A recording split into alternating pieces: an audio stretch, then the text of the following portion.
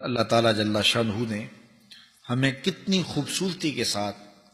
ایمان پر مضبوطی کی دعوت دی، اور یہ اتنی بڑی دولت ہے جو ہمیں نصیب ہوئی ہے، مجھے بھی اور آپ کو بھی، اور یہ ہمارے فہم و ادراک، ہماری کوشش، ہماری محنت کا نتیجہ نہیں ہے کہ ہم نے اس کے لیے کوئی کسب کیا ہو، اس کے لیے کوئی تحقیقات کی ہوں، اس کے لیے ہم دنیا کی لائبریریاں اور دنیا کی دانشگاہیں کھنگالی ہوں، ہم نے تقابل ادیان پڑھا ہو، ہم نے مذاہب کا مطالعہ کیا ہو، اور ہم نے مختلف جو ہے وہ مذاہب کے ماننے والوں کو مل کے کوئی تجزیہ کیا ہو،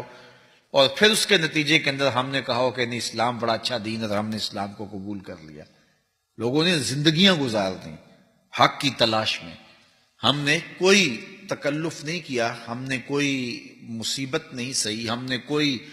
تجزیے نہیں کیے، ہم تقابل ادیان نہیں پڑھے، ہم نے مذاہب کا مطالعہ نہیں کیا، حتیٰ کہ ہم نے جو اسلام کی بنیادی تعلیمات ہیں، اسلام کے جو ماخذ ہیں، ہم نے وہ بھی نہیں پڑھے تھے،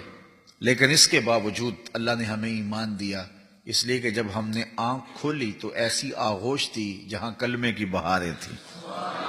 یار شکریہ ادا کیا کرو اپنی ماؤں کا، جب وہ تمہیں لوریاں دیتی تھی تو ساتھ کلمہ پڑھتی تھی،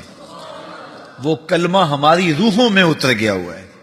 اور شکریہ ادا کرو اپنے باپ کا کہ جس کے لبوں پہ کلمہ کا چراغاں تھا، اور جب ہم پیدا ہوئے تو وہ مسجد سے مولوی صاحب کو بلا لائے، اور ہمارے کان میں سب سے پہلی صدا کلمہ طیبہ کی آئی۔ اور پھر ان بہنوں کا بھی شکریہ ادا کرو جو لوریاں دیتی تھیں اور قرآن پڑھتی تھیں، اور لوریاں دیتی تھی اور کلمہ طیبہ کا ورد کرتی تھیں۔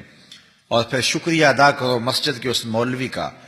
جس کو آج جو ہے وہ حقیر بھی سمجھ لیا جاتا ہے،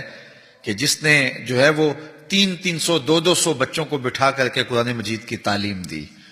اور جس نے اذانیں دیں اور لوگوں کے کانوں تک یہ نور پہنچایا، اور راسخ ہو گیا طبیعت کے اندر یہ کلمہ طیبہ، اور ساری زندگی یہ کبھی بھی جدا نہیں ہو سکتا۔ کتنے اچھے اور کتنے جو ہے وہ انسان دوست لوگ دنیا کے اوپر آج بھی بستے ہیں، لیکن ان کے پاس بڑی دولتیں ہیں، بڑا فہم ہے، سلیقہ شعاریاں ہیں، اور